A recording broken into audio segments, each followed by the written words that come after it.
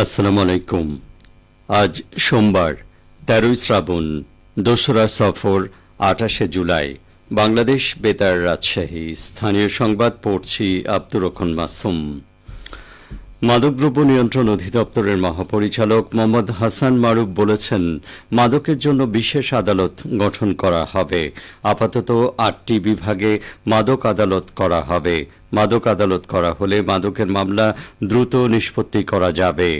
তিনি গতকাল বিকেলে বগুড়া জেলা প্রশাসকের সম্মেলন কক্ষে মাদকদ্রব্য নিয়ন্ত্রণে জেলা পর্যায়ে কর্মরত কর্মকর্তা স্টেক হোল্ডারদের সাথে মতবিনিময় সভায় একথা বলেন। বগুড়া জেলা প্রশাসক হোসনা আফরোজার সভাপতিত্বে অনুষ্ঠিত সভায় বক্তব্য রাখেন বগুড়ার পুলিশ সুপার জেনারেল মুসা, সরকারি আজিজুল হক কলেজ বগুড়ার অধ্যক্ষ Shawkat Alam Mir, civil surgeon Mohammad Mofakkar Hossain, Bogura jail super Faruk Ahmed, মাদক নিয়ন্ত্রণ অধিদপ্তর বগুড়া ডিডি জিল্লুর রহমান। মতবিনিময় সভায় মাদকদ্রব্য নিয়ন্ত্রণ অধিদপ্তরের মহাপরিচালক মোহাম্মদ হাসান মারুফ বলেন, মাদক যেসব স্থান থেকে আসে সেই সব স্থান চিহ্নিত করা হয়েছে। এবার মাদক ব্যবসায়ীদের বিরুদ্ধে কঠোর পদক্ষেপ নেওয়া হবে। নওগাঁয় আগামী ৪ আগস্ট থেকে শুরু হচ্ছে সপ্তাহব্যাপী বৃক্ষ মেলা। গতকাল জেলা প্রশাসকের সম্মেলন কক্ষে অনুষ্ঠিত এক প্রস্তুতি সভায় এই সিদ্ধান্ত নেওয়া হয়েছে।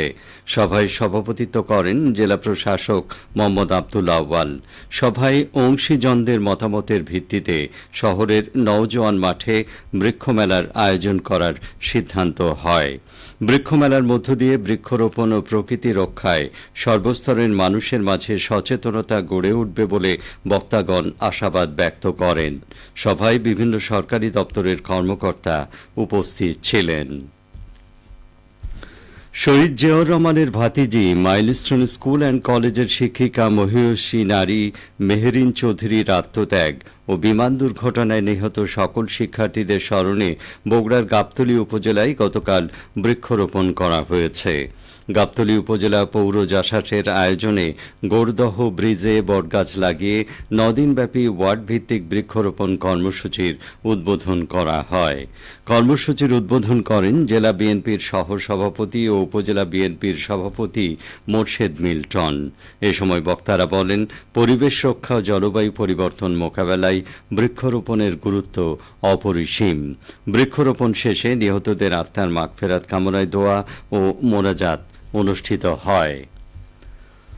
রাষ্ট্র কাঠামো মেরামতের ৩১ দফা লিফলেট বিতরণ করেছে জাতীয়তাবাদী ওলামা দলের কেন্দ্রীয় সদস্য ফজলে রাব্বি তোহা। তিনি গতকাল বগুড়ার নন্দীগ্রাম উপজেলার কুন্দারহাট, শিমুলবাজার, কড়িহাট, পণ্ডিতপুকুর ও বিজরুল এলাকায় লিফলেট বিতরণ করেন। এ সময় ফজলে রাব্বি তোহা বলেন, বিনা ভোটে ক্ষমতায় গিয়ে ফ্যাসিস্ট আওয়ামী লীগ সরকার গত ১৬ বছরে দেশের সম্পদ লুটপাট, সন্ত্রাস, দুর্নীতি সহ ভিন্ন রাজনৈতিক মতাদর্শীদের দমনে খুন, গুম ও মিথ্যা মামলা দিয়ে হয়রানি করেছে। তারেক রহমানের রাষ্ট্র কাঠামো ৩১ দফার লিফলেট জনগণের ঘরে ঘরে পৌঁছে দিতে হবে।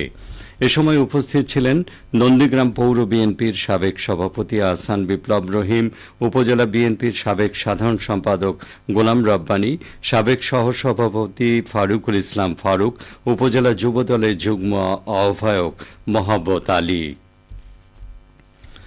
নাটোরের বাগাতিপাড়ায় ৪ দিনব্যাপী ভ্রাম্যমাণ বইমেলা ও সাংস্কৃতিক উৎসবের উদ্বোধন করা হয়েছে। গতকাল বাগাতিপাড়া সরকারি পাইলট মডেল উচ্চ বিদ্যালয়ে এ মেলার উদ্বোধন করা হয়। বিশ্ব সাহিত্য কেন্দ্রের বিশেষ উদ্যোগে আয়োজিত এ মেলার উদ্বোধন করেন উপজেলা মাধ্যমিক শিক্ষা কর্মকর্তা ওয়াজেদ আলী মৃধা। অনুষ্ঠানে সভাপতিত্ব করেন বইমেলা ও উৎসবের ইনচার্জ দেবজ্যোতি মণ্ডল। প্রতিদিন সকাল ১১টা থেকে সন্ধ্যে ৭টা পর্যন্ত চলবে এই মেলা। আগামী ৩০শে জুলাই সাংস্কৃতিক অনুষ্ঠানের মাধ্যমে এর সমাপ্তি ঘটবে। বইমেলার ইনচার্জ দেবজ্যোতি মণ্ডল জানান, মেলায় প্রায় ১০,০০০-এর বেশি বই রয়েছে।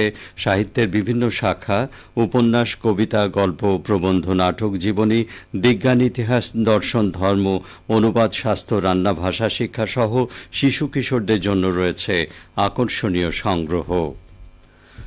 বগুড়া শিবগঞ্জে ২০২২-২৩ সালে অনুষ্ঠিত এসএসসি ও এইচএসসি পরীক্ষা শ্রেষ্ঠ শিক্ষার্থীদের সম্মাননা প্রদান করা হয়েছে। গতকাল উপজেলা মিলনায়তনে উপজেলা মাধ্যমিক শিক্ষা অফিস ও জেলা শিক্ষা অফিসের আয়োজনে এই সম্মাননা দেয়া হয়।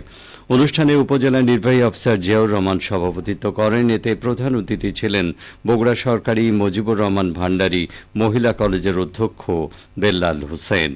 এ সময় বক্তব্য রাখেন উপজেলা শিক্ষা কর্মকর্তা গোলাম মাহবুব মোর্শেদ, উপজেলা কৃষি অফিসার আব্দুল হান্নান, জেলা সহকারী শিক্ষা অফিসার ফজলুর রহমান, উপজেলা নির্বাচন অফিসার সাখাওয়াত হোসেন। উপজেলার 40 জন মেধাবী শিক্ষার্থীকে performance based grants for secondary institution স্কিমের আওতায় এই পুরস্কার দেয়া হয়। সবশেষে আবহাওয়া। আজ সকাল 6টায় রাজশাহীতে তাপমাত্রা ছিল 27.7 ডিগ্রি সেলসিয়াস। সেই সময় বাতাসে আর্দ্রতার পরিমাণ ছিল 97%। রাজশাহী ও পার্শ্ববর্তী এলাকায় আজ সূর্যোদয় হয়েছে ভোর 5:31 সূর্যাস্ত সন্ধে 6:51। সংবাদ শেষ হলো। আমাদের পরবর্তী স্থানীয় সংবাদ দুপুর 12:10।